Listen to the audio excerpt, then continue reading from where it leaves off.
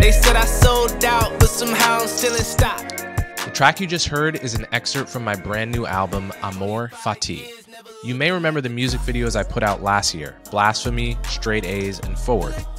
This new album features all 3 of those singles, plus 7 brand new songs. Now, I put my all into this project, and it's a real representation of my passion for music. So if you want to listen to the whole thing, click in the description or search Cold X-Man on Spotify, Apple Music, or wherever you listen to music. Now back to the podcast. Welcome to another episode of Conversations with Coleman. Today's conversation is a roundtable with several guests instead of my usual one-on-one.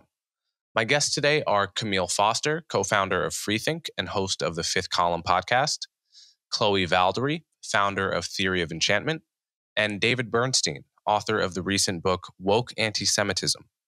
We discuss Ron DeSantis and Chris Rufo's war on wokeness. We discuss Kmele's position on race abolition. We talk about the relationship between Black and Jewish Americans, and much more. If you enjoy these larger conversations, let me know, and I'll do more of them. So without further ado, Kmele Foster, Chloé Valdary, and David Bernstein. All right, thanks so much, guys, for doing this first roundtable of the Conversations with Coleman podcast. I could not be happier to be doing it with my good friend Kmele Foster, my friend Chloé Valdary, David Bernstein, and Bernstein or Bernstein? Bernstein, okay. I don't know what rule governs how you pronounce it. Not but, sure. Anyway, we're here to talk about kind of whatever topics we really want to discuss, but a lot of things we might be excited to discuss are, the controversy over DeSantis' rejection of an AP curriculum in African American studies. We may want to talk about, issues related to post-racialism, which actually connect to that issue because part of what was rejected by DeSantis was a part of the Florida curriculum which dealt with quote-unquote post-racial racism or colorblind racism, the notion that being colorblind is tantamount to racism. That's someplace we might start. We could also just talk about, how history should be taught and related issues. So I guess let's just start there. Have you guys been paying attention to this controversy at all? And do you have any reactions to this salient issue right now? Yeah, I mean, I'm certainly paying attention. I mean, I'm on the board at FIRE, in addition to my other public commentary on these topics. So I've been following it. I know FIRE filed a lawsuit against the state of Florida on account of the Stop Woke Act, and that is still in progress, and we'll see how things come out. But there are some material concerns about First Amendment issues, particularly when the policy is targeted not so much at the K through 12 area, but at private companies which want to have DEI programming of their choosing, and also at universities who have been the target of both prior acts and some of the new legislation that's been proposed in the past week or so that would be targeted at DEI. I'm trying to remember the specific words that they use to describe this, the DEI bureaucracy on campuses. I believe Ron described it as going after these DEI bureaucracies and critical race theory and getting them off of campus. I think the general problem that I have with all of it is that it is narrowly focused at the K through 12 level and all these other places in prohibiting particular kinds of bad ideas. It's these divisive concepts, legislations. They're necessarily going to be kind of sloppy. They're going to confuse people. And that was predicted before these pieces of legislation went in, were enacted. And after the fact, I mean, we've got teachers who have drapes over the bookshelves that they have in their classrooms because they're concerned that they might get into trouble. There's been these private recordings of people having conversations about what they can and can't discuss. It was in Texas, I believe, that there was a discussion about the right way to talk about the Holocaust and whether or not they needed to teach both sides in order for it to be, appropriately fair.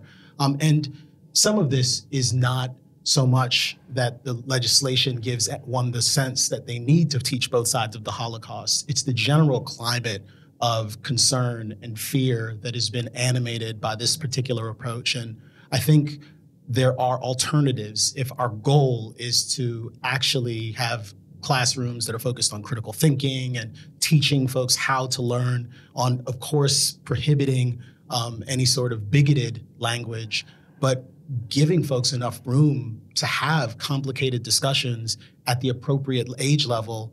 And I think you affirmatively pass policies that try to achieve those goals. I think the kind of negative, specifically ideologically motivated targeting of ideas and the prohibition of ideas is just, it's dangerous. It has all sorts of profoundly bad potential implications, and it's hard to even predict what sort of abuses might happen if the governor and other related allies of his are able to get a bit too much control over the way that education happens. You're essentially centralizing a lot of the problems that, in this particular case, the status quo before was it's decentralized. There are local school boards that have to get involved. It does require parents to do something, but there are trade-offs. I would probably prefer that. It's a sort of federalist, a traditionally conservative principle there that is being eviscerated. Right. It struck me, all of this kind of legislation, this anti-woke legislation, strikes me as probably an unwise solution to a real problem, which is that parents are, paying tax money to send their kids to school where anywhere between 80 and 90% of the teachers are of one political persuasion, which means the far left ideologues, the people that teach colorblindness as racism and so forth, have a space potentially to teach their kids stuff that the median American parent really finds to be a political dogma rather than historical fact. And then in the era of, smartphone, video recordings, and cancel culture, I think they fear going to the meeting and saying something and, having one word come out wrong and then being the next viral Twitter parent that, quote unquote, doesn't believe in racism. And so I think people flock to these laws, these poorly written laws that have all the problems that you describe. And it's a very difficult situation because I empathize with not wanting to send your kids somewhere where they're gonna. So like for example, my friend who's Jewish, has a mixed race daughter. She was like 9 years old or something. She came home from school once and said, "Daddy, are you white?" And she goes, "Yes, Daddy's white." And then she goes, "Does that mean you treat people bad?" And it's interesting for two reasons. One, because notice she didn't actually view her father as a race, right? That was not an innate concept in her mind. I don't think it's an innate concept in most children's mind. She had to learn that her father belonged to a quote unquote race. And then after that, she had already at that age, from something she learned in school, had an association with like whiteness is evil, like white people do bad things, which is exactly the kind of association that parents don't want. One of the many associations parents don't want their kids getting from school. They want their kids to like learn how to be competent and like do math and know historical facts and so forth. So it's a very difficult issue. How do you actually fix that when a public school institution is totally slanted in one direction? How does one fix that? Well, I would say that it's a little ironic that institutions in Florida are taking up a very arguably critical race theory oriented approach, right? Some of the critiques of critical race theory, from like Henry Louis Gates, are that you're trying to take a top-down approach to stop discrimination, and that doesn't quite work because you're trying to dictate total control over absolute outcomes, and that's impossible. But what's ironic is that in trying to fight that very same way of being, the governor of Florida is taking up that way of being. And it's sort of unconscious and it's subtle, but this is what happens when people or, vast organizations get into conflict with each other. They often actually start to imitate each other. They start to take on the patterns and the behaviors and the motivations of their opponents, totally unknowingly.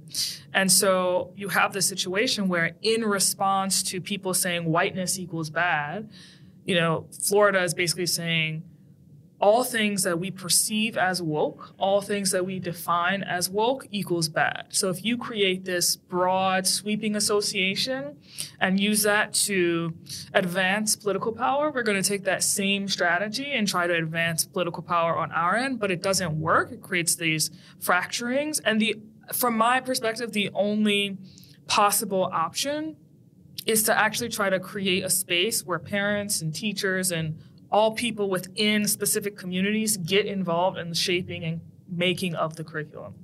And there's nothing that can really, there's nothing that can really replace that. And that requires hard work. That requires the building of community. Mm-hmm. Yeah.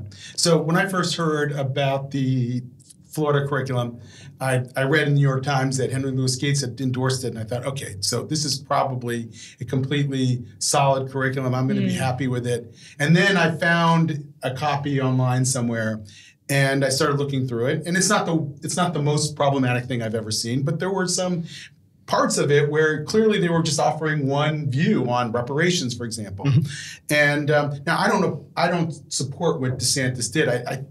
When I was watching this all unfold, I was wishing, why did they have to have that legislation that banned those ideas? Why couldn't it be instead demanded that there was an opposing view in each case? Mm-hmm. And if he had demanded that, I would have supported it. The problem is that's not where they're coming from. They want to completely ban all talk of intersectionality and all talk of CRT. And I think that's really wrong and dangerous. I have to say, though, I'm not so sure that censorship is worse than indoctrination. I mean, if I had to take my pick, would I want my kid to not learn something like Ibram X. Kendi, or would I want him to be indoctrinated in it? I'd rather, I think, him not learn it than be indoctrinated in it.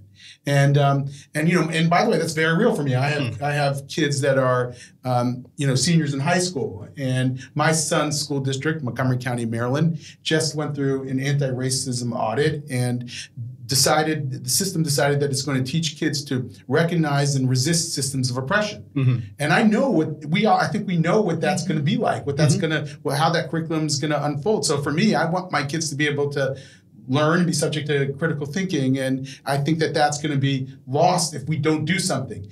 Unfortunately, the DeSantis plan is not the right way to go about it. And there's not enough people, I feel right now, there's not enough of a constituency that's arguing for teaching opposing views on these issues. And I think that's one of the big projects. I've always thought, going to what you said, Chloe, about bringing people together, teachers and parents and the like, if you had done a thoughts experiment and you brought sort of maybe 5 semi-woke educators together, historians, let's say, and 5 semi-traditionalist educators, and you put them in a room for a week, would they be able to fashion a national narrative that more or less we could all live with? Mm-hmm. And I think that would be interesting to see and find out. Mm-hmm. It is interesting. I mean, I suspect we should. I sort of took us in a different direction by talking about a lot of the broad issues. The AP curriculum issue is unique and is worth taking up on its own. The specific thing to consider from my standpoint initially was, well, we're talking about an AP class that only certain kids are likely to take. Mm-hmm. These are 12th graders. This is consistent with a lot of the kind of stuff that they would get if they went to university. I found the curriculum as well. There were things that stood out to me about the curriculum, but the issue for me is never necessarily what is being taught, but always how it's being taught. And the pedagogical approach is really important. It is certainly the case that all of the suggested readings were from the same end of the ideological spectrum. But it does seem to me that, as you were pointing out, like you suggested that there is not an attempt to teach kind of the other side of the issue, but more often than not, there's not merely 2 sides. There's kind of an infinite number of sides. And the delicate art of phenomenal teaching is something that I just don't think can be kind of rotely imposed. I don't think that you can get this top-down enforcement from the governor, as you were pointing out, and ever achieve that. There are no shortcuts. I think the fact that things are widely distributed, that there is an expectation that there will be local control, that teachers and parents are expected to get together and make hard choices about curriculum in the context of these school board meetings and such is appropriate. if you can add choice to that dynamic, so more parents have the ability to get out of kind of crummy schools or their local schools, they don't only have one option, I think that would help. But I think it's also imperative to just stress that there are no shortcuts. So in the AP case, this by definition is a curriculum that the whole state is going to adopt in a standardized way, right? So I really... Although it may not be available in every school, right? Right. If the school doesn't have AP classes, then it wouldn't be available. Right. So the wisdom of local communities bargaining and haggling amongst themselves in person at school board meetings, and this town coming to a different consensus than this town, makes a lot of sense to me. But how does that apply to a curriculum that's by definition standardized across a huge state, where it's like a lot of different kinds of towns in Florida have to agree on the same curriculum, and Florida basically encompasses the political opinions of the whole country. It might as well be a country unto itself, right? like Texas and California. Yeah, that may be the best we can do, but it's a bit depressing to think that we can't fashion a common narrative or a common pedagogical approach to some of these very big problems. I've heard Chris Rufo, who's obviously siding with DeSantis in his approach here, say, well, ultimately, aren't we just going to end up with red state and blue state realities? And maybe he's even pushing in that direction. And I found that a bit depressing. I do feel that we haven't tried to fashion or refashion a common narrative. One of my favorite phrases these days is patriotic pluralism. And this is sort of the idea that the right is very patriotic but not very pluralistic, and the left is very pluralistic but not very patriotic, and that we can develop, if we work at it, a common narrative that I think is really central to who Americans have traditionally been and how we see ourselves. And to sort of jump to sort of this very bifurcated reality where everything that's decided at the local level. I wonder what's going to be left of sort of a common national identity if every single city and every school district is really coming at it in their own local flavor. Is the left pluralistic? What does that mean exactly? Well, I mean, I think that they prize the idea of diversity. Okay. And I understand that those are grand simplifications, but I'm trying to find a language that we can go back to that most people on the right could say, yes, that's true. Pluralism does matter, and I have to think about that. And people on the left can say, yes, patriotism does matter. My Betty White recently died, like 6 months ago. My wife, who loves Golden Girls, was re-listening to some of the episodes, and there was this. I was just hearing her talk, and she was listening to one of the daughters lecture the mom that America's a really important place and we all respect each other. And I was listening to this language that seems so quaint. Right. And this was like a progressive show 20 some years ago. And I feel like we have to get some of that back into the conversation. Yeah. It is interesting though. I mean, we have a lot of the conversation about the schools is, the idea, I don't want indoctrination. Let's get that on the table quickly. Right. But I also feel like it's important not to overstate the scope of the problem.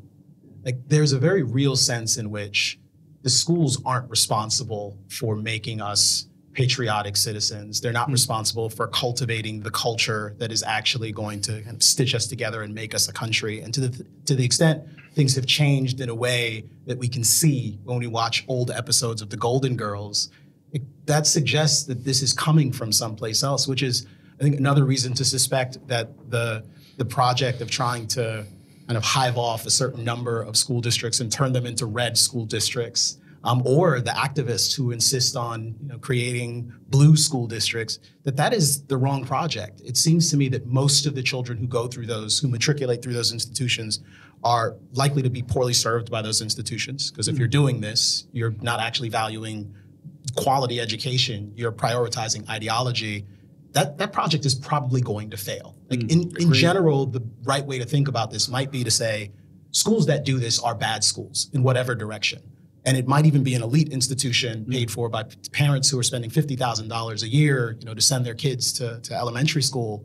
But if there's a particular kind of ideological milieu, those kids are going to get that anyways. It's going to happen. The real question is, can we do something to refocus or at least to reset our expectations about what education is supposed to do in the broadest possible sense? I've seen so many controversies where there's like this perhaps local scandal that becomes national, where a teacher does something bad in a classroom and everyone is outraged all of a sudden because the teacher said, something disparaging about a race in the classroom. But then I'll go and look on like Great Schools or one of these websites that give you rankings about the school, and the school is abysmal.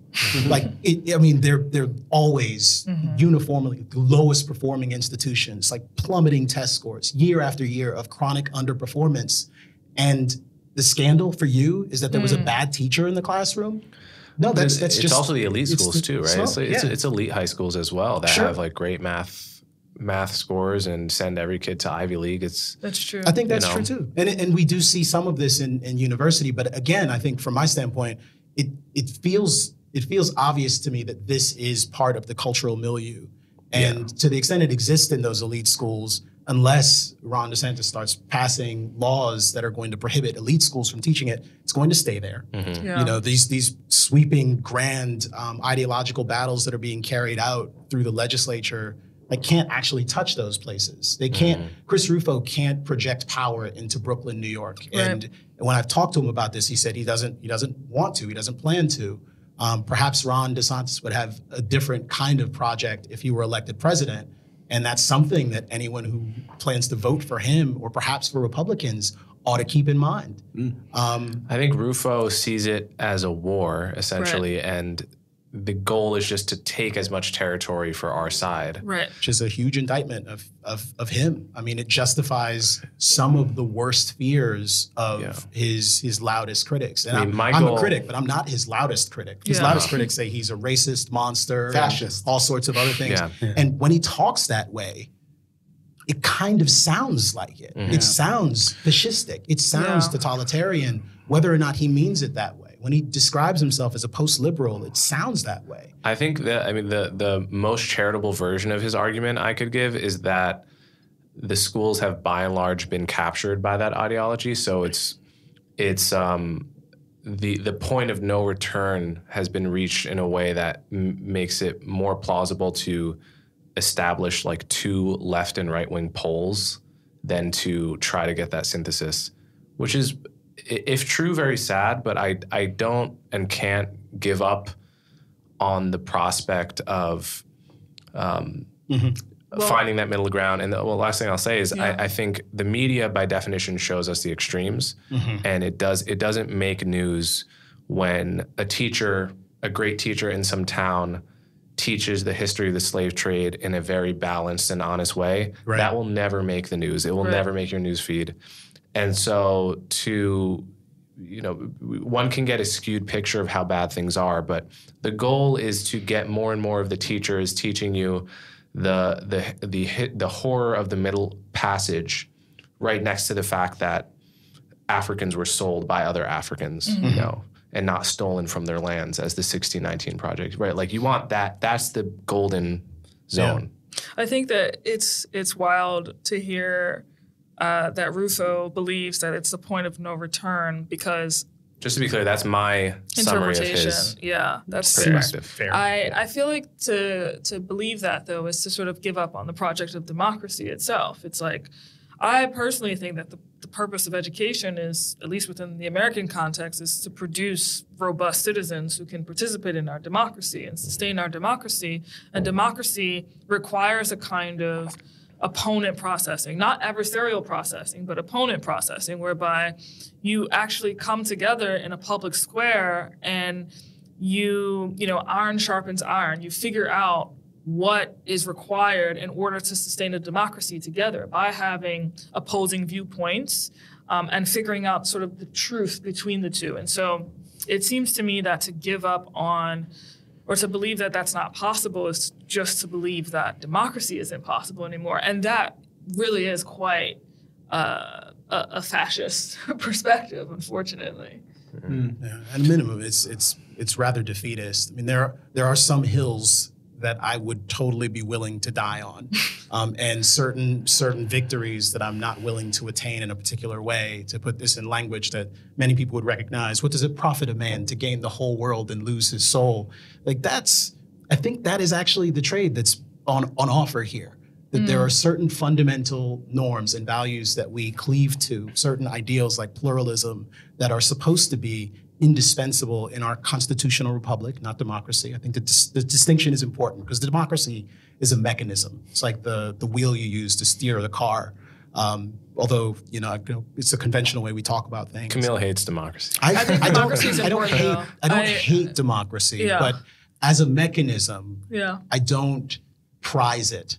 Like, if you can give me a monarchy that achieves the same ends, I'm perfectly fine with that. Can you do that? I think it's hard, but hey, it's actually really, really hard to do in a democracy as well. So it suggests that the values are actually important for us to understand. And it would be great if we talked about the values a little bit more as opposed to the shorthands that make it seem like we're talking about the same things when we're not. Can I just do a quick devil's advocate for sort of the Ron DeSantis, Chris Rufo? Do it, please. Yeah. And it's not where I come from, but I struggle with this. I'm watching what's happening in Canada where critical race ideology and critical social justice are sort of running like wildfire. And there's no opposing political force in Canada. There's absolutely nothing stopping it. And so it's already a more sort of stark ideological reality there than it is in most blue states in the United States. And so while part of my brain says, yes, I mean, I don't want to sell out my liberalism in order to stop wokeism. That's not what I'm after. I want there to be a liberal reality when all this is over, whenever that happens to be. But at the same time, I come from the political advocacy world. And I know that in politics doesn't sort of operate by the rules of liberalism. Politics is about who has more strength, who has more political strength. You have to sort of have an opposing political force to be able to neutralize another force. And I'm not saying it's a perfect, but it's hard for me to imagine that we're going to be able to stop sort of this long march through institutions that's been taking place in education and so forth, where this ideology continues to capture places and distort how we teach our kids, if there's no opposing political force. Now, at the end of the day, if that opposing political force wins, will we end up with some kind of synthesis that is liberal in nature? Maybe not. That's a danger. But I'm also worried that if there's no political force, then we will not be able to sort of recapture liberalism either. So I think we have to take that. We have to take that seriously. That this is that us liberal humanists. I can only speak for myself. We're not that strong in numbers, and maybe we need this other force to exist, even if we don't like it. So I've heard this argument actually in one of the classes that I took in college about Malcolm X, and sort of like you needed both Malcolm X's wing of the civil rights movement versus King's version of the civil rights movement in order for people to actually see the legitimacy of and really understand the power of King's perspective, because it was sort of contrasted with this more dogmatic perspective. That being said, I think that I agree with you that there needs to be another political force, but the only political force that seems to exist right now would be the equivalent of the Malcolm X wing and not the equivalent of the Kingian wing. And, obviously people say that the means justifies or the ends justify the means, but for me, like, the means and the ends are one. And so it matters how you build that political force. It matters the values that political force, operates according to. So it's not just enough to have a force. You have to have a force that stands for something and that has a line that it will not cross, has lines that it will not cross. Otherwise, it just becomes dogma versus dogma, which is what we see in Florida. Can you end up with a reactionary spiral, though, which is what I actually am most concerned about at the moment? Yeah. Like that if you have, and I'm not saying it started here, but perhaps it did, activist people on the left who are pushing a particular agenda. You have reactionaries on the right who insist, we're not going to let this happen, and a similar sort of escalation on the left. I mean, even, to try and be a little bit more moderate, or at least a little more even-handed in my commentary here, it is certainly the case that when I see representations of the legislations out of Florida and the actions out of Florida, I'll hear descriptions like, they don't want to teach Black history. Right. They don't want to talk about slavery in classrooms. These are mischaracterizations. They're misrepresentations. They overlook the material problems that Coleman alluded to that actually exist on these campuses, but it also feels like a very predictable response to the tenor of the conversation that's happening now. And it might be, and in fact, I think it is the case that there are certain things that are being done that are totally appropriate. At FIRE, for example, long advocated for getting rid of these pledges, these expectations that people have to pledge, do these loyalty oaths when they are hired into an organization. DEI statements. Yeah. So that's something that FIRE has long said, we should get rid of those. Yeah. Like there should be prohibitions. But FIRE also says you have to be exceedingly careful about the way you do this. And they've been anything but cautious. What they've been is strident, imperious. They're talking openly about going over the walls and taking back the institutions, describing this as a war. That sort of impropriety, that is, I think decorum is actually an essential liberal value as well. Norms matter a great deal. I think the legal protections with respect to free speech are a big deal, but norms with respect to free speech are a big deal too. And they've paid lip service to free speech. And I think that might be the kind of gravest crime here. In many instances, there aren't clear violations of the law. There are disputes with respect to whether or not certain kinds of things are okay. But I think what is inarguable is that they have escalated the culture war. And as a result, yeah, maybe they intimidated the College Board into changing their curriculum in a way that some of us like. But it might also be the case that they have animated concern amongst some of the most eager activists. And we have seen similar sorts of legislation come out of places like California that is in the opposite direction. And that matters to me as well. Yeah. So I think that we have to pursue moderation here, and we have to pursue pluralism.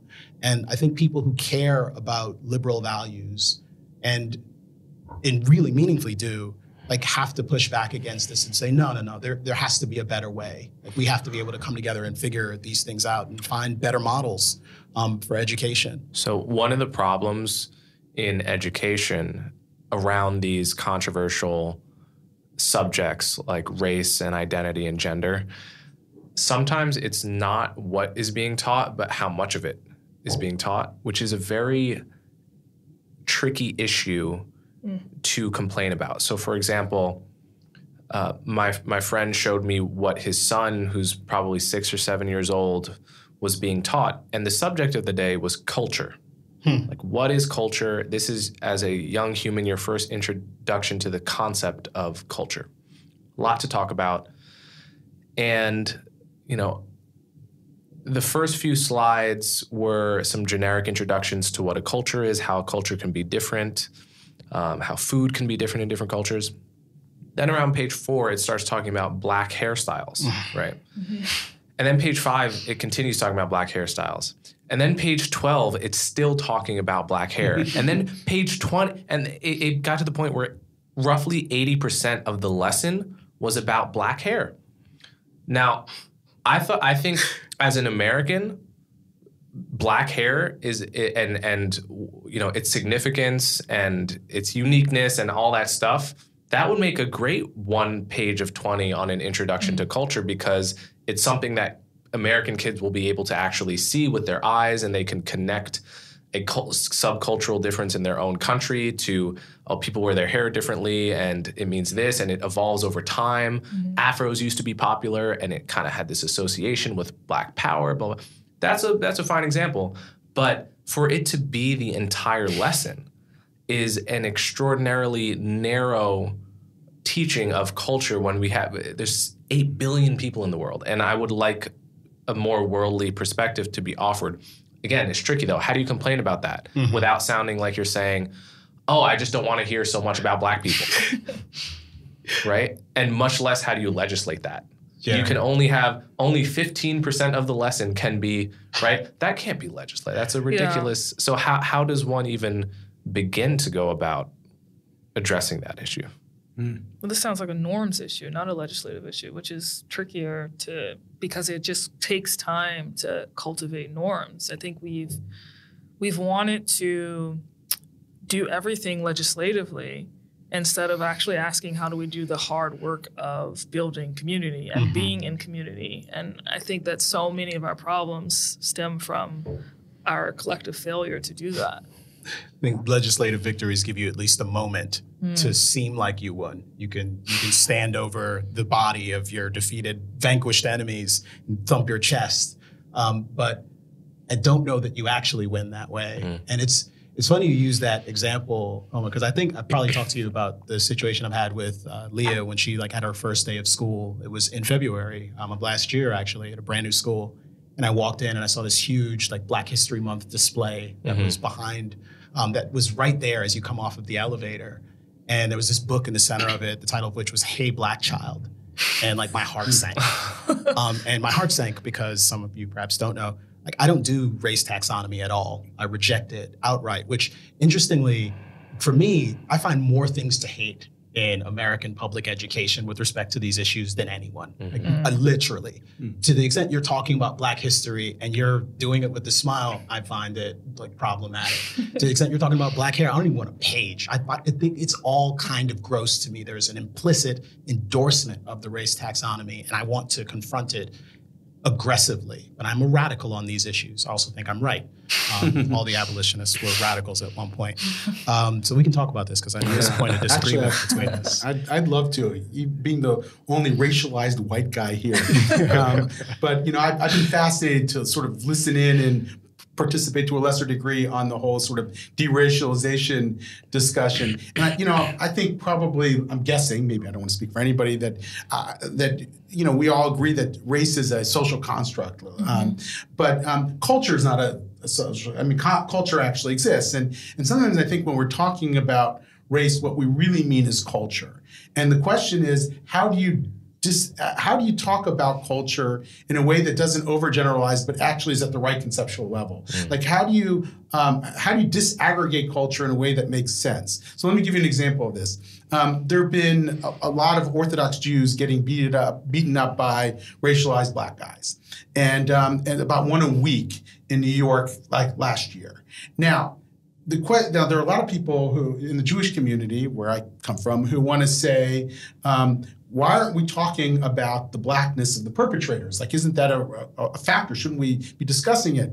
And I have to tell you, I'm very torn on that because the truth is that only exists in New York. There's nowhere else where there are Blacks and Jews living in close proximity. Maybe there's only one New York in that way, but where that's happening. You don't see that anywhere else. And actually, it's not even everywhere in New York. It's in 3 distinct boroughs in New York City. And so it's a cultural phenomenon. It has to be a cultural phenomenon, but it's not a Black cultural phenomenon, which is the issue. Yeah, but in a way, though, it's not also happening it's not Asians aren't doing it. But it's still not a Black cultural phenomenon. It's not 90% of Black men that are doing this. It's not even 20% of Black men that are doing this. It's as you localized it. It's particular neighborhoods. There's a particular culture in those neighborhoods, at least one of many particular cultures in those neighborhoods, and it's producing this bad outcome. We do generalize because it's convenient and because it makes the world a little bit easier to handle, but those abstractions necessarily obscure our view of what's going on. And I think there's something about dutifully avoiding using the word Black when you've decided that you're also going to capitalize Black and use it in other contexts, but you won't use it when you're talking about this kind of racially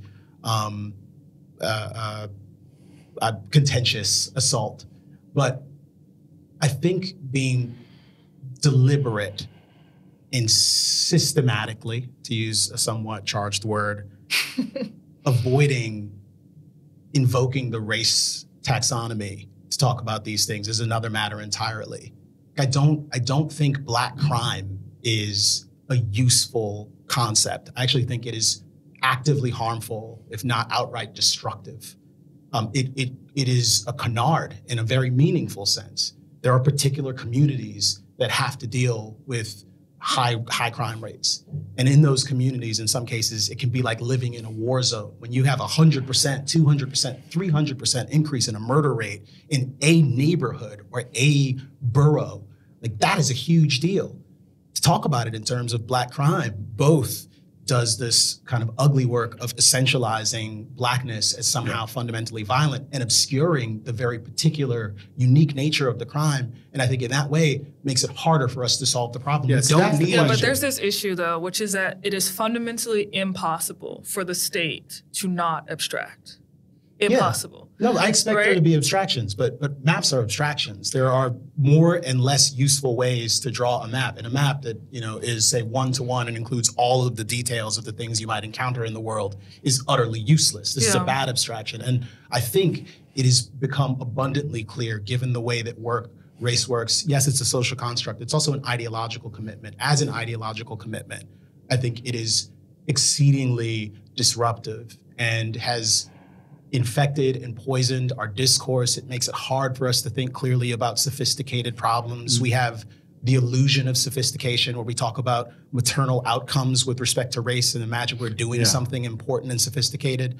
I think it's preposterous. I don't think that most of the hard problems are solved with racially coded solutions. Let's take the other half of that hate crime example of in New York, we'd be talking about mostly Orthodox Jews and certain neighborhoods, I think all in Brooklyn, probably, right? Brooklyn, I think maybe Queens as well. Maybe one in Queens. And you're talking about specific neighborhoods where lots of Orthodox Jews live and own lots of property usually, and then usually low-income Black people living in the same neighborhoods on the same blocks that, both groups grow up sort of not understanding and hating the other. And I think, Kmele, your point is well taken that, I grew up 10 miles away from that situation in a town in New Jersey that has maybe 30% Black and almost equally Jewish, and there were no such problems. But it was, it wasn't Orthodox Jews, and it wasn't quite as many low-income Black people, and there were cultural differences in both groups that make it impossible to envision a kind of scenario like you're describing. My question is, would you also want to de-racialize or de-ethnicize the other half of that? So, like, if I was reporting on such a crime, should I not say it was an Orthodox Jew that got assaulted? Should I just describe them both as people to be symmetrical, or should I describe the victim but not the perpetrator? That's why I said I hear what, Kmele, you had to say on that, and I sort of resonate to it, but there's a part of me that says there's still certain cultural markers that can be relevant and that we can render it impossible to actually solve the problem. And so I think it is germane to the situation that it's an Orthodox Jew, and if you don't talk about that, then we won't actually know who's being targeted by whom. And I don't. While I agree completely that the Blackness of the perpetrators is not something that you could universalize by any stretch of the imagination, I'm also not sure that it's completely irrelevant as well. I mean, it still might come from it's related to a specific cultural milieu. It's not the same as what's happening in opioid-infested white areas. It's like, I just heard this crazy statistic that white men my age, like in their mid-50s, are dying at a higher rate than Black men of the same age because of fentanyl, basically. I mean, it's it's, you have to. I mean, there is something about and by the way, it's like old white guys who are taking fentanyl. It's not Black guys for whatever reason. I don't know why, but that's probably a side effect of the geography. If you were to talk about where it is that people are subject to the opioid crisis, my understanding is that whatever you came up with there, the most useful description would be people in these sorts of areas, That's whether right. that be rural, whether that be there would be former factory towns, and it so happens that the vast majority of people in those towns are white, but you will find almost no sociological or opioid similarities between that white guy and a white guy from the suburbs. This is like one of my gripes with the George Floyd moment, is that you had Black people, high up in corporate America, claiming some kind of advantage or gain by saying, well, look what they did to George Floyd, put me on a corporate board. Yeah. And that's somehow B is a response to A. It's seen as a response to A because they both happen to be on the same third of the skin color spectrum and be broadly identified with the same subcultural group in America. But it seems like that's, to Camille's point, just like a deeply shallow, to use a kind of oxymoron, understanding of the issue. The primacy of race in our conversations about these issues is a matter of habit and practice and convenience. People recognize it. It resonates with them in a particular way. But even as we're talking about it here, and I think you're noticing it as you're describing it, like there is a bizarre kind of conflation that's happening. What on earth is a white area that has this higher rate of opioid use? Financial district in Manhattan is a white area. It doesn't have this opioid use. That means there's some sort of profound distinction between these two communities. What is it? Right. And what are the things that make communities that struggle with high rates of any sort of drug abuse similar to one another? Is that perhaps more important than race? Yeah. Do we need an entirely different cultural taxonomy in a way that allows us to talk about these problems that are localized with certain cultural milieux and not others? Do we need another way to talk about them that sort of transcends race and blackness and whiteness? I mean, Coleman's example a moment ago when he talked about was incredibly sophisticated. Like there are these distinct populations that live there. They are kind of visually easy to distinguish. They rarely come into contact with one another because one of these communities is actually, as a matter of their faith and lifestyle, kind of cloistered and isolated and very unusual, even by the standards of the broader society. When you have a dynamic like that and you have a community that is dealing with any number of really challenging social problems and high rates of poverty, this is a bit of a powder keg. And I haven't mentioned race once there.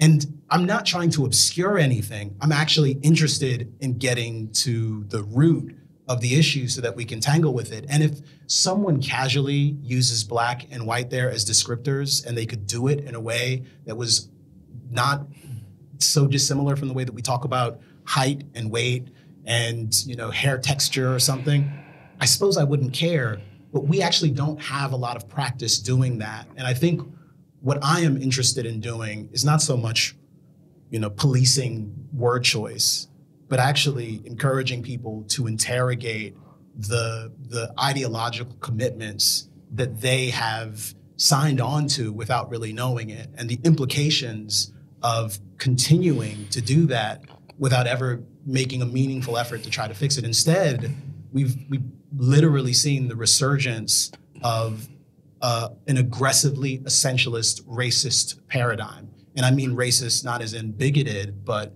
like racialist. It is invested in the race taxonomy. And I even see opponents of this movement essentially giving in and using the same sort of language and talking about these issues in the same way, amplifying the problem. And I think it is a horrible dead end. The question is, when it comes to personal identity, what does it mean? I'm Jewish, okay? I consider myself part of a Jewish people. I know to a degree that's a construct because my life as a Jew in America is very different than the life of a Hasidic Jew in Jerusalem and the like, or an Ethiopian Jew, living in, the southern Israel or whatever. But I still maintain the perhaps myth of Jewish peoplehood, and I do think it enriches me as a person. And I have people who call themselves Black American friends who like that and enjoy being that and want to call themselves that. And even though they may, on an intellectual level, know that once you try to scale that into talking about it in the way that we are right now, it becomes problematic, or can become problematic. And so the question is, how do we sort of not throw away the baby with the bathwater there? I mean, tribalism is a real thing. I mean, maybe for you, it's okay to say, look, no one has to say they love being Jewish and they're part of a Jewish people, even if they were, born with the two Jewish parents, they can say that's not for me. I'm cool with that. Great. But I think that there's a danger that it comes across when we talk about deracialization, that we're trying to sort of obliterate cultural categories that people actually want to take part in. And I've heard it in your conversations with with Glenn and John and others, and I think that there's probably a way out of that. I feel like sometimes we end up in this sort of semantic hell over these questions when the truth is, it's okay. Tribalism is not going to go away. I'm not going to cease being part of a tribe, and I want to be part of a tribe. So how do I do that without furthering the racialization conversation? Yeah. So one thing I would say there, and you mentioned this before we started talking today, you said it exactly this way, which is how I think about it. There's a difference between identity and identity politics. I think identity I don't see as a bad thing inherently. Cultural identity I don't see as a bad thing.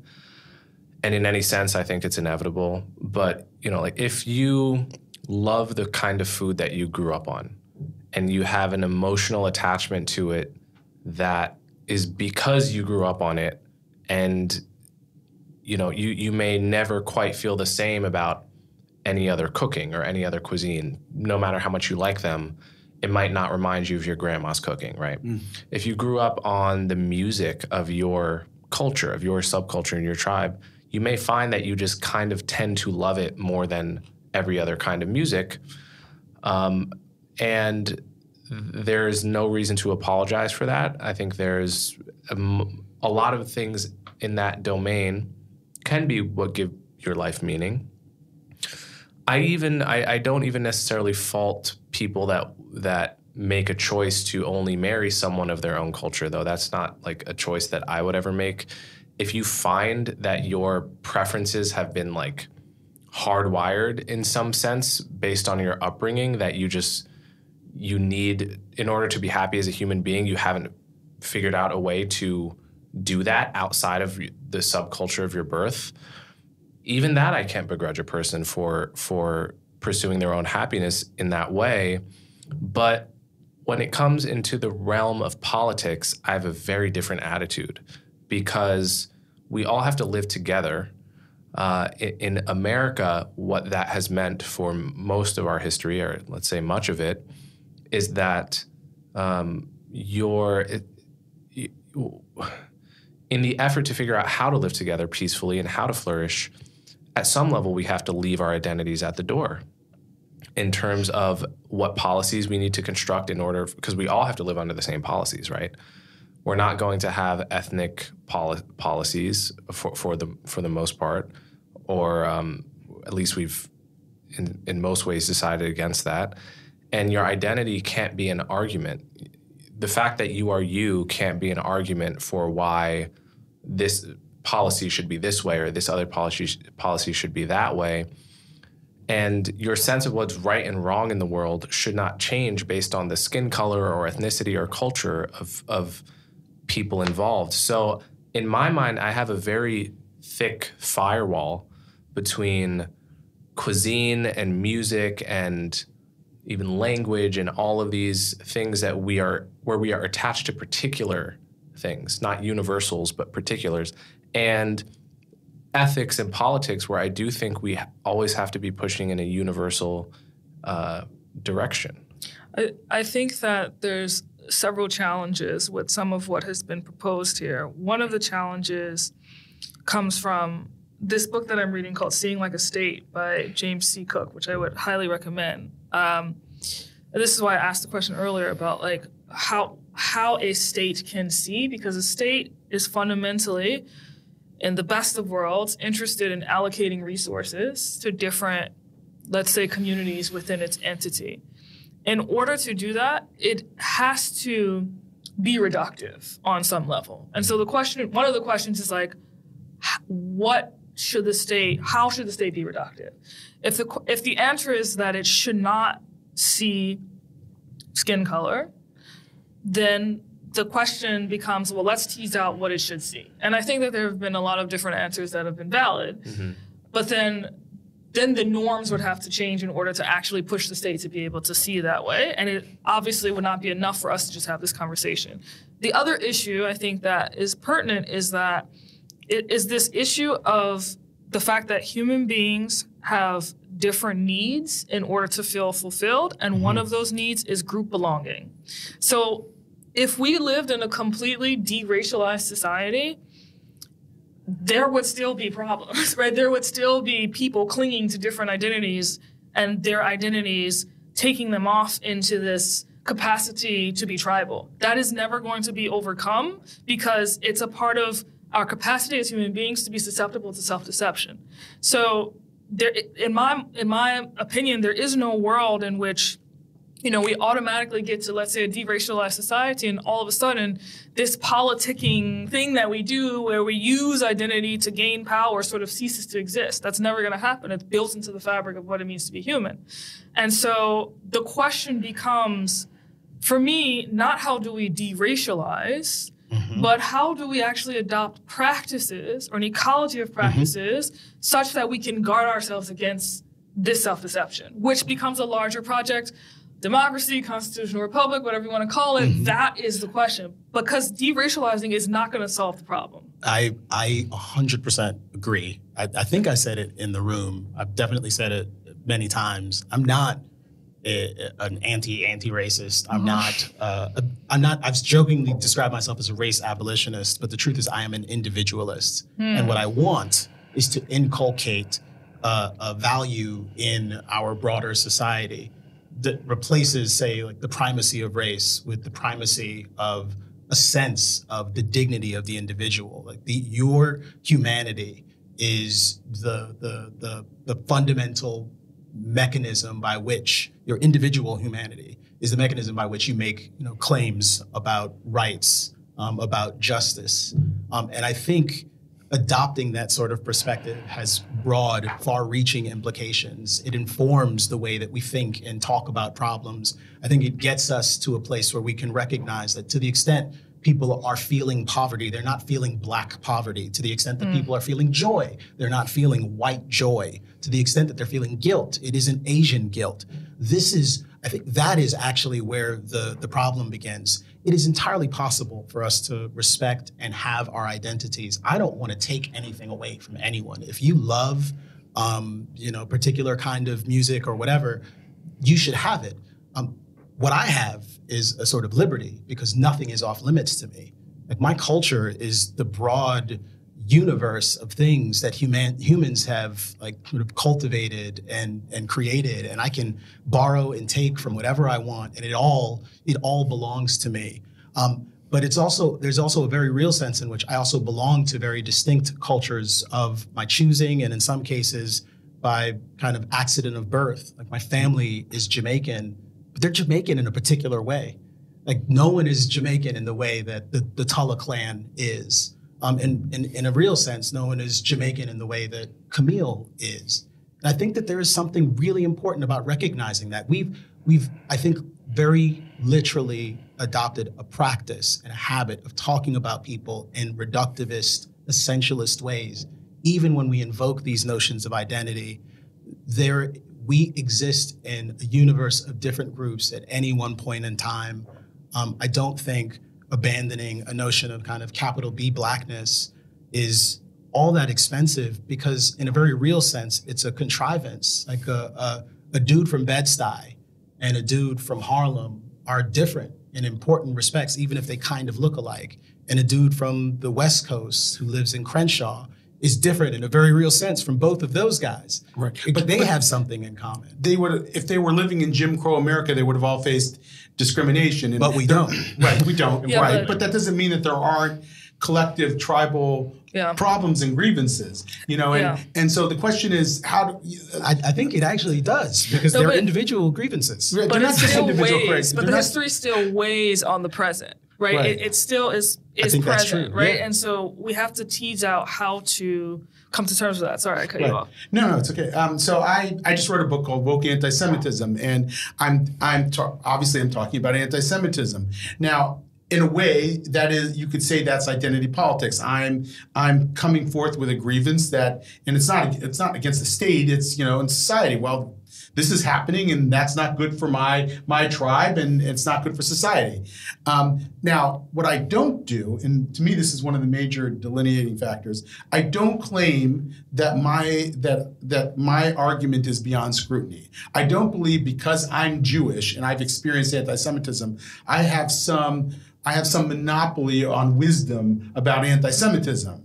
I believe that I have, if you want to hear me out on it, you hear me out on it, and I'll make my arguments. But it's just one data point, and it could easily be that there's other data points that you should listen to, or other people's lived experience that you should listen to.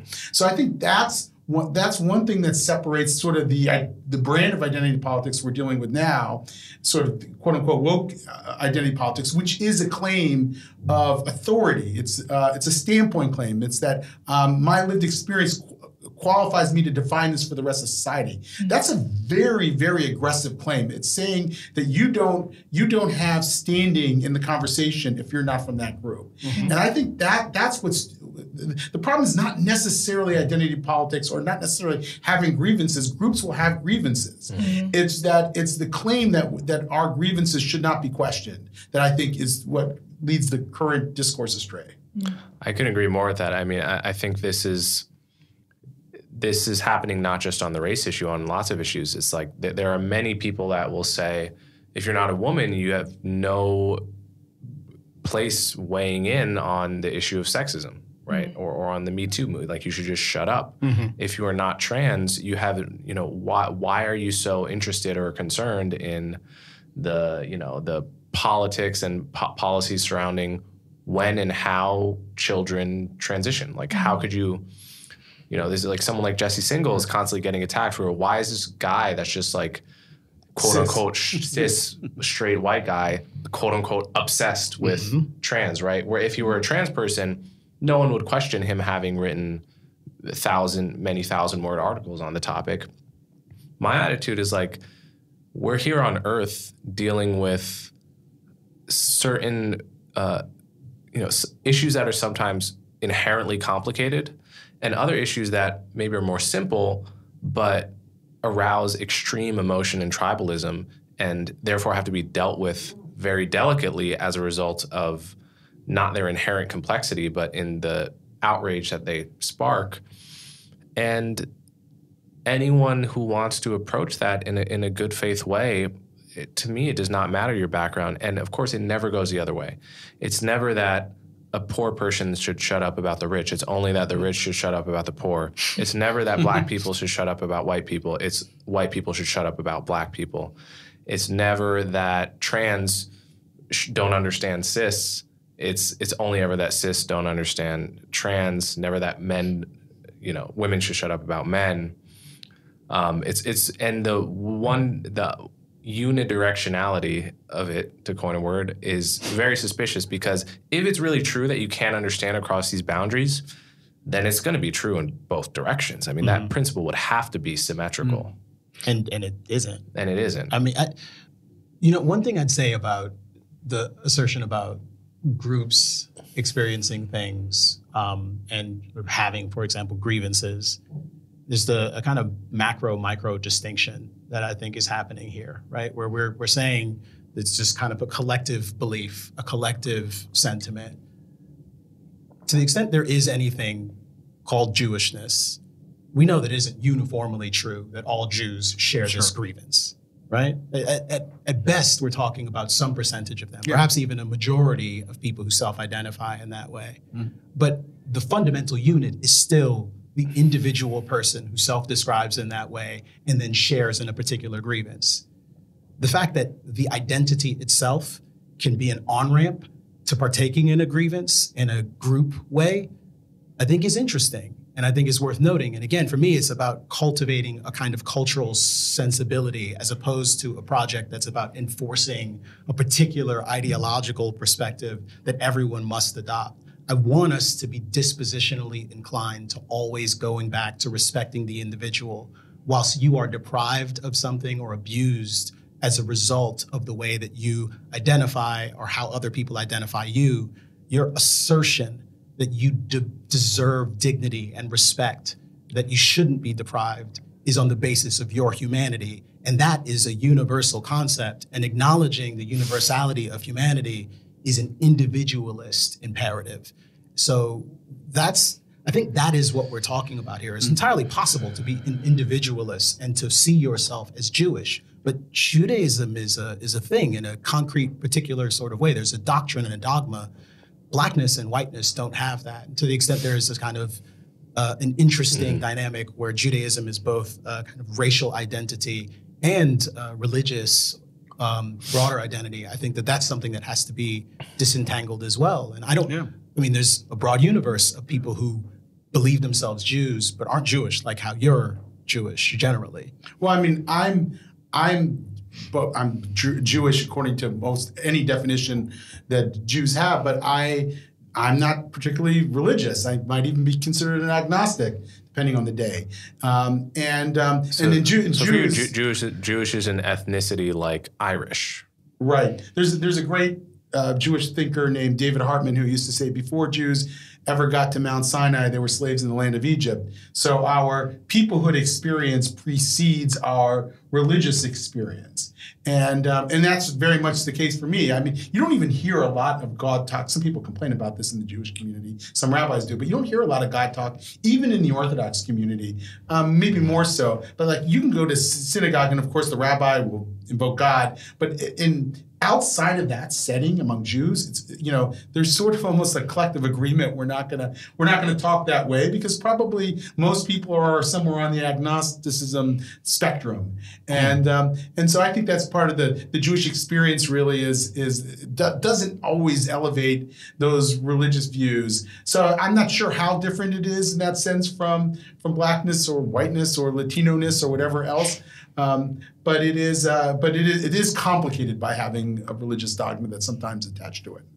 I think that there's, what you pointed out with the fact that the relationship is not, women can critique men, but men can't critique women. I think that speaks to the sort of like deification of the victim, real or perceived, which goes back to Christianity. But just putting that off as a side note, I think I want to offer something as a kind of critique of your individualist takes. Please. And maybe it's not a critique, maybe it's just something to think of, but it's a work in progress, so I appreciate it. Yeah.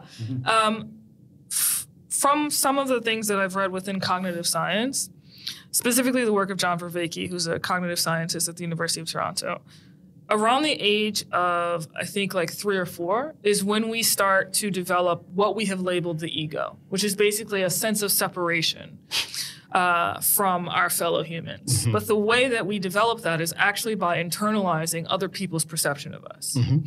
I say all that to say, I think it's actually cognitively impossible to be a pure individual, meaning my sense of self has been shaped by my relationships with other people.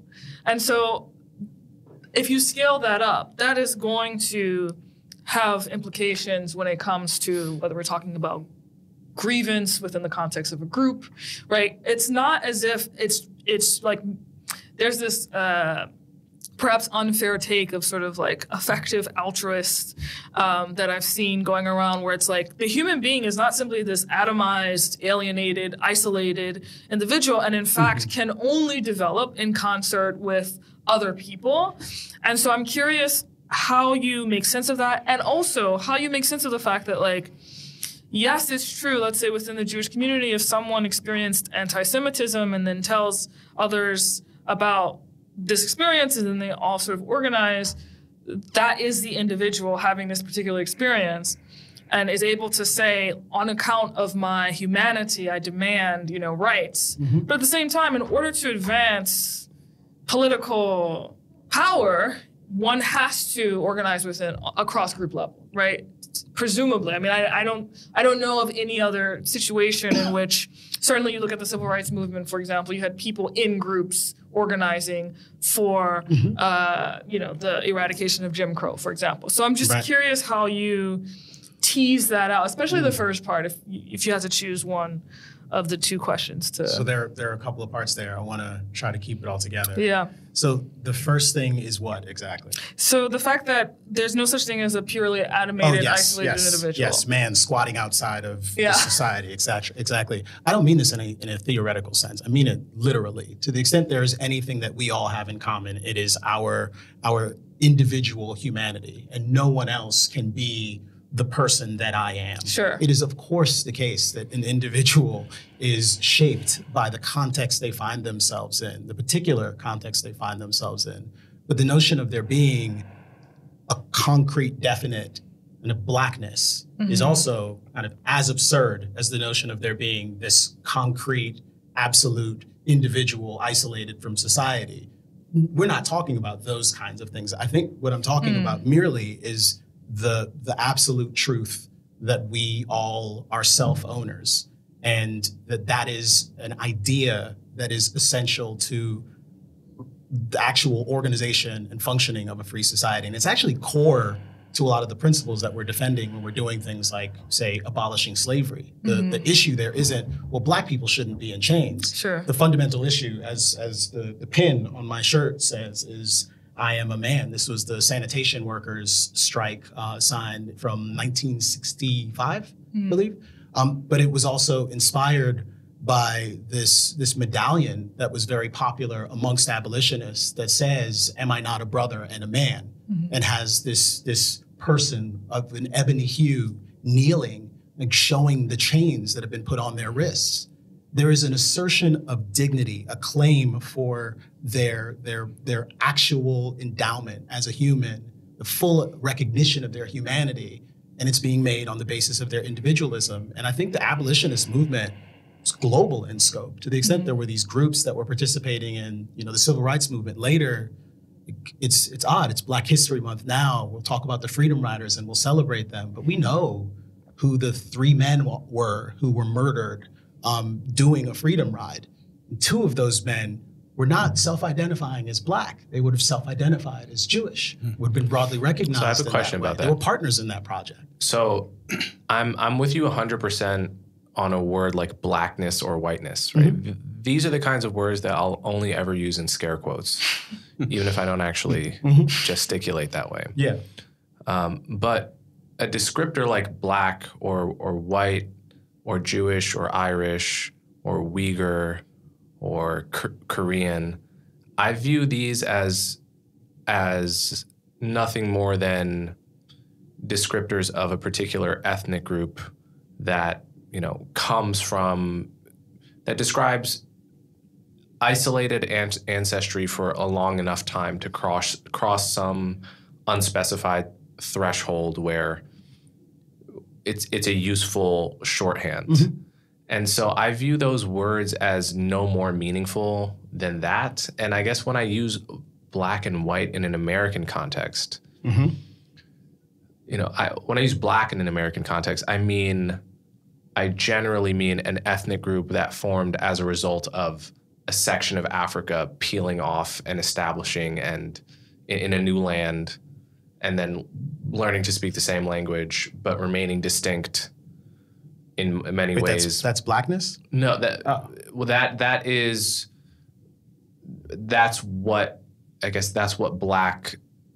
why Black refers to a particular ethnic group in America rather than the other definition of it, which could be racial. But I'm referred to as Black. My family is from Jamaica. Right. I'm not a native-born Black person. I suppose they have the is it ADOS? Although that would, what is ADOS? African descendant of American slaves? Yeah. Yes, I wouldn't American qualify descendant as ADOS. of slaves. To the extent there's some ethnicity, that's more defensible than this notion of Blackness, which right. tends to subsume all manner of people who kind of sort of look alike, which I think there's a very real sense in which some of these concepts are just obviously absurd once we actually start to look at them more closely, like Asianness, for example. Yeah. That's totally an absurd one. But blackness is as silly. I know, but, Right. especially maybe not Africanness. quite as silly. By the way, I'm Asian American in that my mom is an Iraqi Jew, and I am 50.4% according to 23andMe Asian. So my wife, who is from Hong Kong, like, you're not Asian. Stop saying you are. But it's an interesting thing. I had a philosophy professor in college who used to say critical reasoning requires two faculties, not one: the faculty to make distinctions for sure, but also the faculty to make good generalizations. Yes. And so what generalizations are germane? What generalizations about ethnicity make sense and which ones don't? Right. I was just listening to this comedian. I can't remember. He's half black, half Korean. And he was talking about his Korean mother, and it was hilarious. I mean, he was talking about his mother saying, "No, that's true." And of course, as soon as I heard that, I started making fun of my wife, who sounds like who says, "Yes, I will say what's ever on my mind. It's because it's true." And we both recognized that cultural stereotype as having validity because we see it in ourselves, in our own lives. And I think we have, and that's why comedy is funny, by the way. Comedy is funny because it allows us to air that in a slightly safer way than you might otherwise. And so I don't think we should be too quick to give up that, because they'll continue to exist because they're real in a sense, because we see them in our own lives. You can't pretend not to see them. But can I take a run at something? I don't want you to give anything up. I want to reshuffle the deck. I'm saying that individualism has primacy over all of those things, and that perhaps may cause us to scrutinize some of these other things a little bit more. Yeah. Like there's a tangible way that when we talk about kind of blackness, even in the way that you just did, it's interesting, Korean and black. Right. Again, I don't know what you and mean. I was very conscious of it. Which you're Right. actively thinking about. I didn't And want to that's- say racialized black. Right. And So ethnicized. this I is- want to. I think I one want of to the- cultivate that interest because I think we have a practiced and robust kind of incuriosity about the various ways that race distorts the way that we see the world in ways that are actively harmful. And I think there's perhaps a uniquely American problem, but as George Floyd illustrated, we actually have the ability to export this madness abroad. And by madness, I mean the race monomania, where someone black dies in an engagement with law enforcement, and the presumption is it's racism straight away. And you have to bend yourself into knots in order to sustain that presumption when 5 men who are arrested for the crime initially all kind of look like him. It ought to get us to recognize the absurdity of what we've been doing. Instead, we're finding ways to reinforce the ideology. That should concern us. But I just think this I is agree contextual completely. because if I was living in a different context and for whatever reason I had a negative association with Korean is by all intents and purposes also a social construct. Yes. If I was in a different, Yeah. I could imagine a different context where I had a negative connotation with Korean and went into this proposal where it's like, let's, I don't know what you would call it, decountrify people. But it's like, I bring this up because when you said black and Korean, I just pictured a description in my head. I didn't have all of these other negative connotations associated with black. I didn't go into policing and all these things. Yeah. I only received it as a description. And so in the same way that I'm able to receive Korean as a description, there's no reason why we wouldn't be able to receive black as a I'm not saying description that it's either. impossible. What I'm suggesting is that there are very obvious and routine ways in which race divides us and obscures the truth and actually makes it hard for us to appreciate what is happening in a context where we care about what's happening. We care. But we can't fix the problem because we can only talk about it in this way. Race and perhaps some other issues sort of have a unique ability to create a distortion field around themselves. And I'm saying that the deliberate effort that's necessary to dislodge that sort of ideology is going to require us to put something else in its place. And I am positing here that individualism as a general notion as a general notion ought to be the thing. because I agree with that, but it's underappreciated. I just feel like I can't get to the end of a sentence saying such and such who self-identifies as black and was assaulted by such and such who self-identifies as, like, the clunky verbiage. Oh, I don't think you have to do that. Of it. But you did it so well earlier. Like, I didn't see anything wrong with the way, well, I might have quibbled with some of it, but you were being descriptive. But in general. But those words are nothing. Have no deep content other than to describe the likely ethnicity you think of that the person. Black and right. Jewishness in the context of talking about a hate crime in Brooklyn don't have significance? I mean, I think not necessarily, no, because what if it was just a mugging? It had nothing to do with. What if it had nothing to do with ethnic hatred, right? I think the deliberate avoidance that was described of invoking Black in those contexts suggests that it has powerful significance. And again, to the extent that evasion is taking place, the context. Case, I'm saying right? In an American context, in 2023, it has profound significance because you will see elite media institutions that have a particular worldview systematically avoid using race in particular contexts, and in other contexts, of course, just systematically place it front and center. Right. And it's like 98, 99%. That's substantial.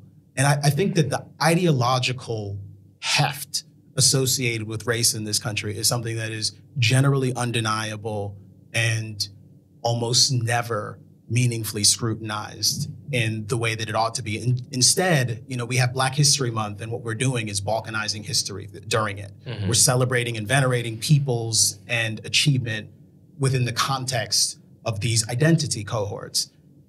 I mean, maybe one of these years we could spend a year or the month talking about the way that these concepts were created and invented and imposed and the reasons why they were imposed and the detrimental impact that they still have on our ability to engage with each other in meaningful ways, and maybe step back from some of the reification and enthronement and really sanctification of the race idea, and I should say race ideal, that has actually been achieved in recent years. I think it's tangible, it's out there. It's the reason we're so concerned about quote unquote wokeness, which is just a word I have trouble using now to speak of words that by the way, these air quotes. I don't know if you want to go there at all, but I just wrote a book called Woke Antisemitism, which admittedly was modeled after our friend John McWhorter's book, Woke Racism.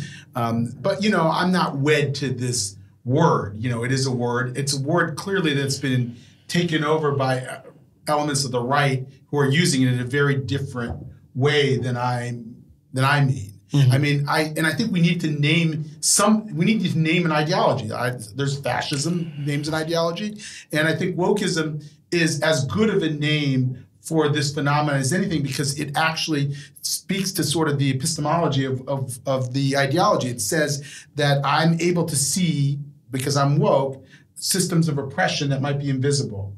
And so none of the other terms that people like Helen Pluckrose came up with, like critical social justice, it was actually Robin DiAngelo's term, have caught on. And so we're left trying to figure out a word that we can use to describe this ideology. And I feel like even if we come up with something that's non-offensive for a while, we all agree on it, we start to use it, it won't be long before somebody from the political right comes and takes it over and then turns it into a pejorative. And I just feel like we have to sort of at some point say, listen, these language, we have to be able to talk about these things. I concur. I suppose my issue is that I wouldn't, the explanation you just gave of what wokeness is not one I would have used. I don't know if anyone else would have invoked it as, I can see systems of oppression.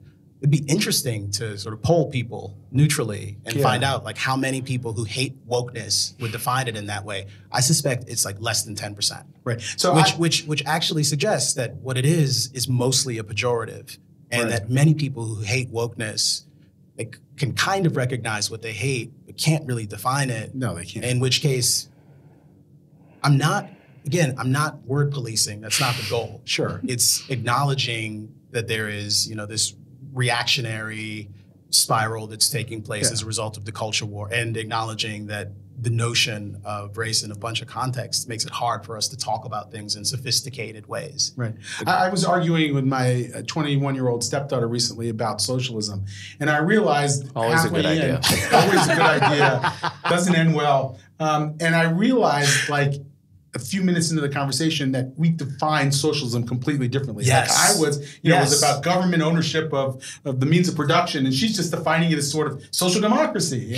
And so I think all of these words are subject to sort of misuse and obviously evolution to a degree, but I need something that says, the way I would define wokeness is two things. One is that bias and oppression are not just a matter of individual attitudes, but are embedded in the very systems and structures of society. Yeah. Sort of the postmodern notion that that it's in sort of the air we breathe.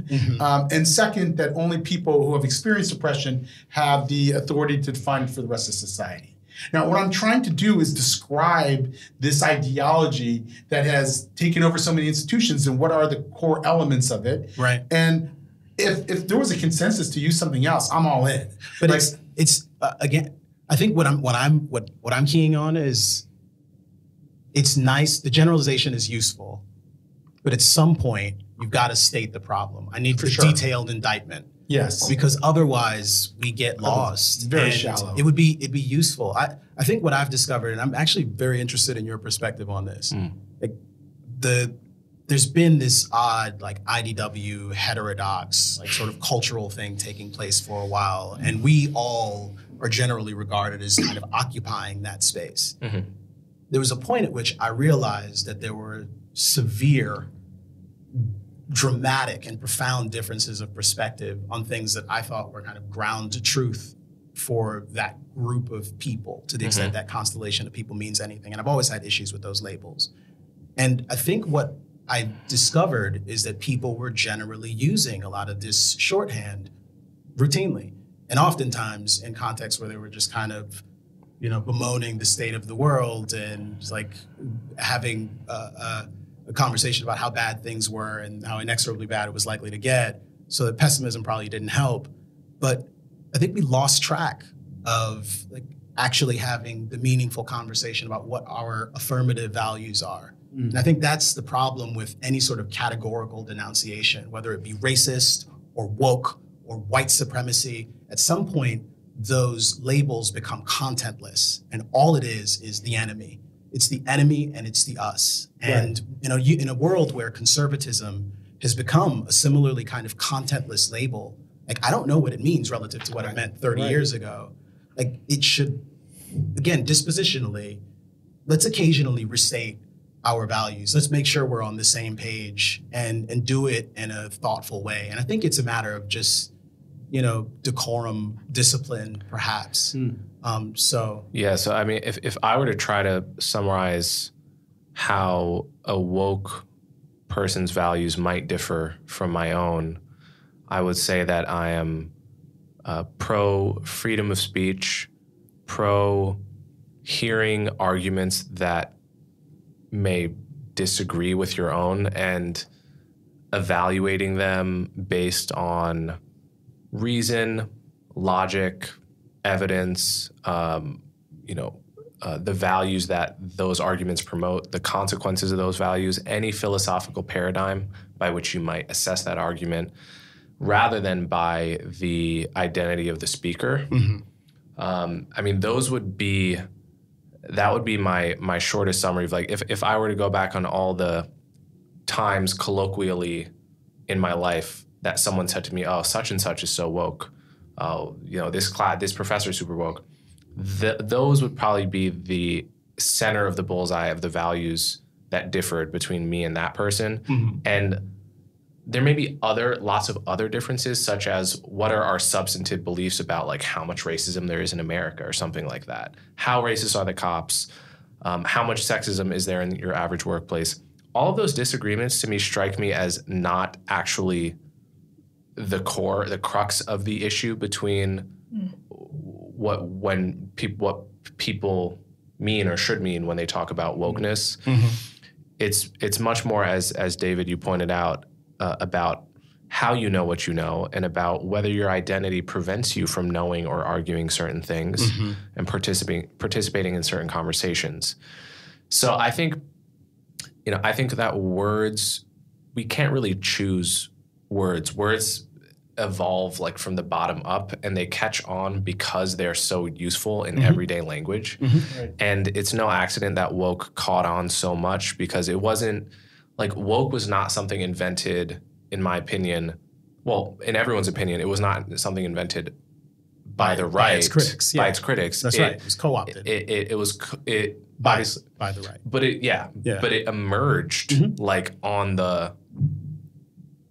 in the street, for lack of a better word. I don't mean in the hood. I just mean in real life. People just started using it because it's so well captured a new phenomenon of a certain kind of person. Right. Like, at a certain point, no one used to work out, and there used to be no concept of a jock, right? At some point in history, I imagine, because people didn't really like going to the gym was not a thing in the 19th century, really.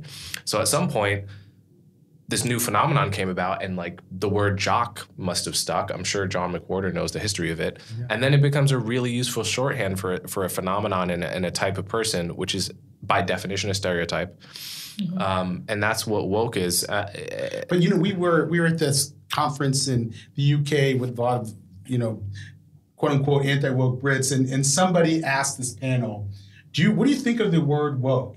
And every single person on the panel said, oh, I don't use the word woke, it's problematic, blah, blah, blah, blah, blah. And then throughout the conference, the entire time, people were talking about woke. Yeah. That's what I was at the Quillette had a get-together in New Orleans, and I was with all these people who are clearly, I'm not against the word. Yeah, and and the same thing happened. The editors, I was with Jonathan Kay and others, oh no, I don't use the word woke, it's this, it's that. And then, of course, the whole conversation was about woke and not woke. So obviously the word has some traction. There's no debate about that. I think that I actually subscribe to your definition there. In fact, I think if we talked about it more often, we had developed the habit again of talking about it that way. Occasionally, we might actually see the various ways in which people who are quote unquote anti-woke are frequently engaged in the same sort of fundamentalist, illiberal. Yeah, I was going to say Ron DeSantis is practices. Woke, according to like that. It's the same sort of thing.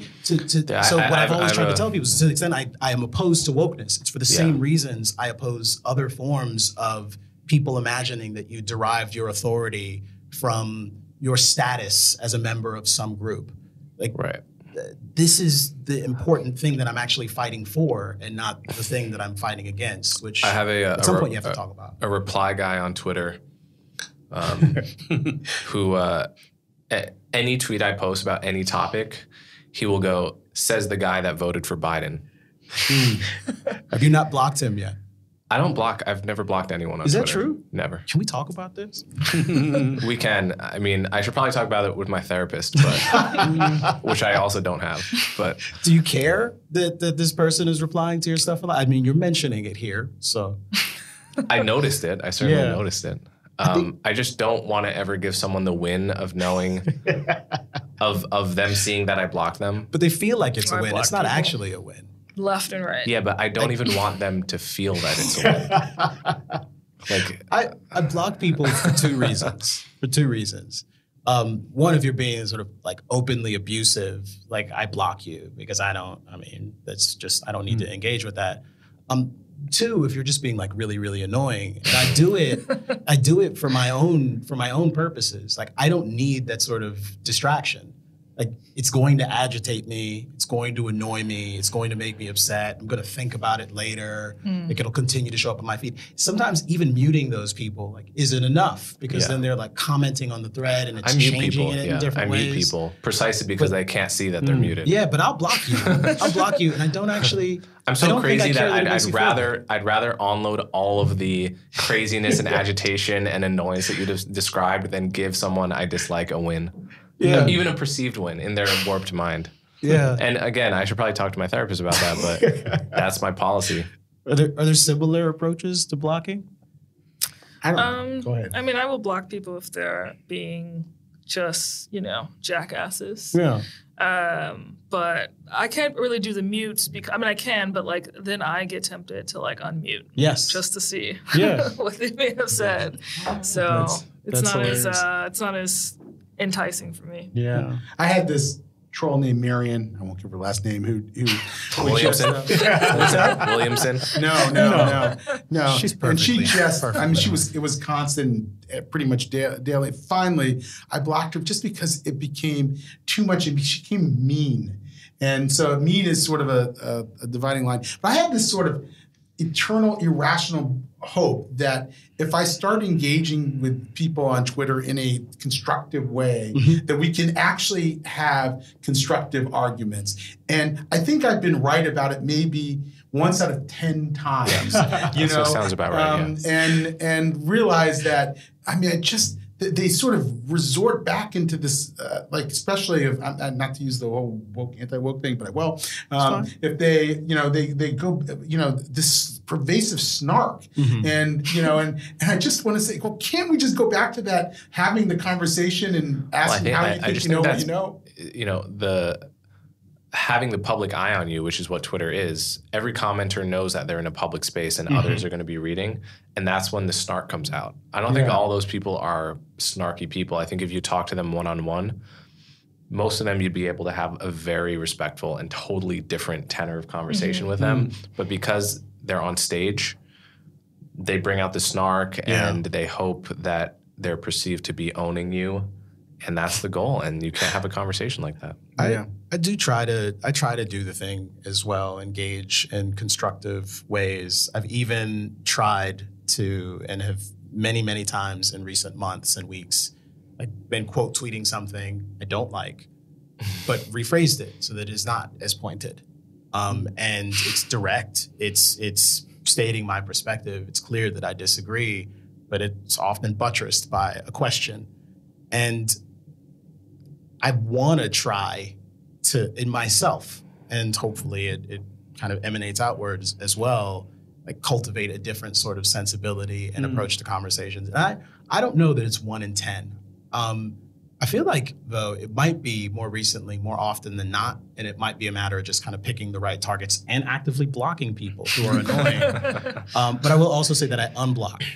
I actually wish it was timed. I wish that was an option. Like I could just give you a timeout. Yeah. I was talking to an atheist dude the other day, and he just kept insisting that I was saying that religion and science are equivalent with one another. And I kept saying, I don't believe that. He said, but you think. No, I literally just said, I don't believe that. You're like, go stand in the corner. Daddy is very mad. You have a 5-minute timeout. Yeah. And he did view the blocking as a victory. He did his victory lap. Right. But the block it's for me, but I think it's also for him. I think you get enough of those. Maybe you don't think this is a victory anymore, but I don't know. I can't care about that part. Yeah, why would you refrain from, I'm just curious, because you're a very Zen person. So It seems that way. Why would I refrain from? That why turmoil would in his heart. you refrain from blocking someone because you perceive that they will perceive it as a win? Because it's all your perception, ultimately. Right. But you can never really know. I mean, don't. She'd be a good therapist for you, by the way. Just saying. This is what I do for a living. I have a different perspective. If someone, yeah, I've heard you like spit bars that are like withering. So I don't imagine that you're filled with love and compassion for every critic. No, not at all. I think I have a lot of anger in me too. So if I feel like I'm being put in competition with someone who's being a dick to me, I don't want to give them any semblance of thinking they won. Because that's like, if you've chosen battle, then that's part of how I'm going to battle you is I'm going to ignore you. And if I'm not going to let you know that you get to me. Yeah. But there's an interesting analog here between how this shows up for you in a micro level and what Ron DeSantis is doing on a macro level in Florida, right? I mean, human psychology is here all the way down. When we are filled with anger, resentment, all of these things against our enemy, we will do everything we can to stop that enemy from winning or from perceiving that he's winning. And I feel like, I've really cut back on my showing up on Twitter and social media in general, because I think in order to cultivate those types of practices that we're talking about, where we're able to get in civil discourse and wrestle with ideas and do so in good faith, it requires not being constantly within an ecosystem that incentivizes us to go into that us versus them mentality in the first place, that warlike mentality. Like, Twitter is built for that. Right. And that affects us, like, not just on a relational level, peer to peer, but also deeply within our psychology. One quick counter. I mean, I think blocking someone. So, I mean, what is more warlike? Blocking someone so that they can't communicate with you? That's really what people do in war. They communication shuts down, and then you start fighting, right? You end diplomatic relations, right? So there is a double-edged thing to my blocking. Part of it is the vain urge to not have them be perceived as a win, but also part of it is like, they could send me a message at any time, and I will treat that message in total good faith if their attitude has changed. It's not a permanent enemy situation. For sure. I don't view anyone as a permanent enemy. My response was less about whether you're blocking or not blocking, and more like, if you're going into a space where you're perceiving that this action means that they've won versus they haven't won, that I would be careful with. See, the thing I'm angry about is the inability to actually have the debate. Sure. That's what really pisses me off. Yeah. I grew up around a lot of mostly Jewish guys who we argued all day long. We argued at the Shabbat dinner table. I I raised my kids where I would just put up an issue for discussion at Shabbat dinner, and I was always the devil's advocate, because no matter what position they took. And so I value that. And it pisses me off that I can't do that anymore in a lot of ways, in a lot of spaces, including my own community, by the way. Jews have this, there's a phrase that we sometimes use, machloket l'shem shamayim, which is arguments for the sake of heaven. And that is a central value in Jewish life. So I want that back. And I'm pissed off that I don't have that back. And so that makes me want to argue with people to see if I can get it back. And then I'm always I'm in this cycle of being, angry because I can't debate anybody anymore in good faith. Yeah. My kids have changed me. I think I am annoyed by that. I'm also quite heartbroken by it. And heartbroken is probably the right word. And I actually find that I probably have more kind of sympathy for people who are uniquely abusive towards me, who imagine that the only way I could hold my positions in public is if I was being compensated for doing it all. And I assure you that I would make far more money if I were advocating for all of the opposite things. It's just true. I'm decent at a lot of things, and it's cost me to be Kmele Foster in public and to have this particular constellation of views. But you don't get that. Right. And it's actually it's really sad that you can't imagine that it's otherwise, because I'd be happy to talk to you. And you might even be able to change my mind on some things. I've certainly had my my perspective altered by people in recent months and years. And I want to echo Chloe's sentiment, and perhaps not for you, Coleman, but for anyone else watching.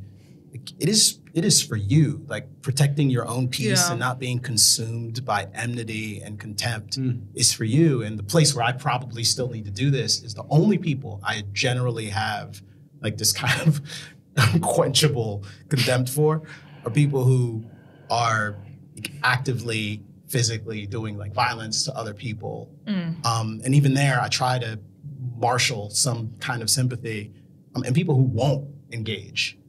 Not I won't engage in good faith and I won't have a conversation. I'm just throwing and hurling insults at you, but I literally will not have a conversation. That, especially from people who are in positions of authority, who have a lot of cultural cachet or currency, I think is unforgivable. It's an unforgivable kind of cowardice. But is it cowardice or malice? I think it's cowardice. Because if you actually believed in your ideas, you'd be out vanquishing your foes, not trying to kind of ignore them into oblivion. There's, though, this idea that persuasion isn't really possible. This was in Kendi's book, and I think I've heard similar things on Ezra Klein's show, that persuasion just doesn't work all that well. That's the position. This is not. How did they square that with the many things on which we've changed our perspective? Just that people died out, and that's what changed. Yeah. So like people die out. Policy has changed via political force, and then people catch up to the policy. That's so ironic because Derek Bell's, the grandfather of critical race theory, wrote a book called Silent Covenants that critiqued the legislative force of Brown versus the Board of Education, which he fought for, because it actually undermined integration in some ways. And so it's ironic, especially coming from Kendi, who wrote a piece in Atlantic last year saying that, like, if you're against critical race theory, then you're against Brown versus the Board of Education. When the grandfather of critical race theory came out against Brown versus Board of Education to advance this particular observation that, like, integration has to happen from the ground up, and you can't just have a sort of from the state down abstracting superimposing order or superimposing integration on societies without that level up emergence normative integration to sustain it. I grew up when busing had just become enforced in Columbus, Ohio. And I went to basically like an all-white elementary school. Maybe there was actually one black girl in my 5th grade class.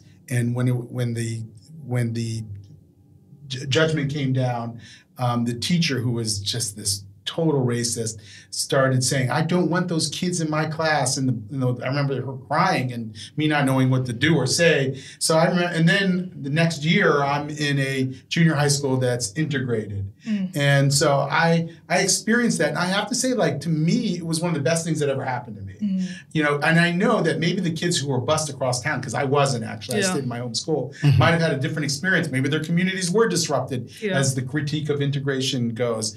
But it put me in proximity with people that I would not have otherwise been in proximity with. And I think I learned a lot about that. I remember being in 5th grade, I believe, and there were a group of young black kids who had come into the school, and they were part of the learning behavioral disability kids. And I remember sitting at lunch across from a group of them and not wanting to use the word black to describe the color black, because I thought maybe I would offend them.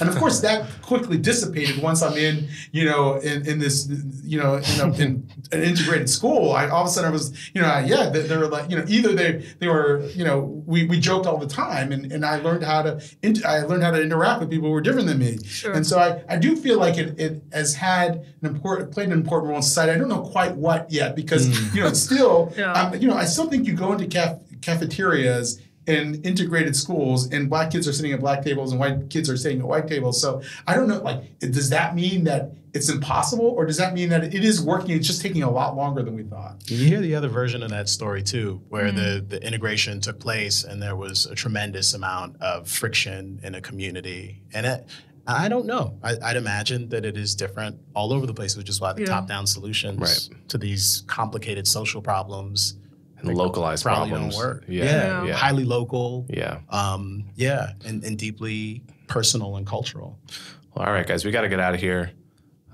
This has been a great conversation, a great first roundtable. I hope the people, the audience, really enjoys it.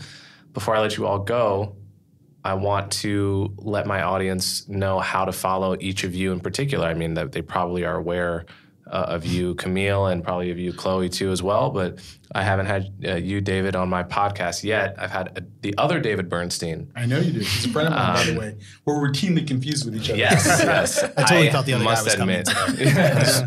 That would have made sense, too. That would have been a good conversation as well. Anyway, this is not... David Bernstein from 6 months ago on this podcast did not morph into being you. I just want to be clear to my audience. This is a different human, different individual, Kmele. But yeah, can you plug all your projects so people can follow you before we get out of here? I do a podcast called The Fifth Column. It's at We The Fifth on Twitter and WeTheFifth.com. And I am a partner at Big Think and Free Think, where we tell stories about the people and ideas that are changing the world, and you can get smarter faster. Awesome. You can check out my podcast, The Heart Speaks. You can also check out my startup, Theory of Enchantment. We do awesome anti-racism training that's rooted in giving people a cultivation of practices so that they can show up whole, secure within themselves, and so that they don't project their insecurities onto other people. We just shot something with you. You did? Yeah. Yeah. It looks Came good. out yesterday. Yeah. Yeah. Is that right? Yeah. Oh, I didn't know that. Just a lot of people that work there. Go watch that. I'm David Bernstein, the David Bernstein of the Jewish Institute for Liberal Values. I went to the Ohio State University. And I'm a founder of an I've been in the Jewish advocacy world my entire life, and I'm a founder of this organization that's meant to push back against this ideology, which has found favor in large swaths of the Jewish community, and to try to restore open discourse and liberal values into Jewish life, and to push back against the variant of anti-Semitism that we argue is emerging in this current ideological milieu. You can find me on Twitter at David L. Bernstein, Bernstein. And I'm the author of Woke Antisemitism, How a Progressive Ideology Harms Jews. You can also find the organization jilv.org. All right, David, Chloé, Kmele, thanks so much. Thank you. Thanks. That's it for this episode of Conversations with Coleman, guys. As always, thanks for watching, and feel free to tell me what you think by reviewing the podcast, commenting on social media, or sending me an email. To check out my other social media platforms, click the cards you see on screen, and don't forget to like, share, and subscribe. See you next time.